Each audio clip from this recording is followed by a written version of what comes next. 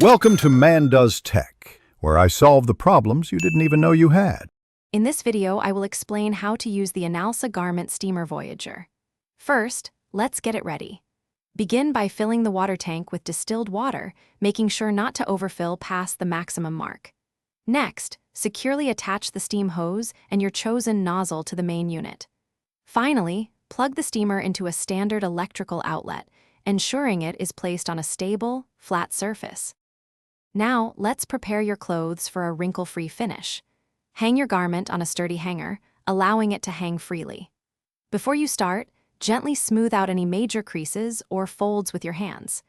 It's also a good idea to quickly check the fabric care label to ensure the material is suitable for steaming, preventing any damage. With your garment ready, it's time to steam. Hold the nozzle about 1 to 2 inches away from the fabric. Move the nozzle slowly and consistently in a downward motion, allowing the steam to penetrate the fibers. For stubborn wrinkles, gently pull the fabric taut with your free hand as you steam, which helps smooth them out effectively.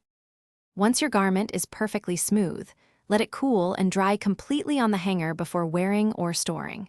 This helps set the fabric and prevents new wrinkles.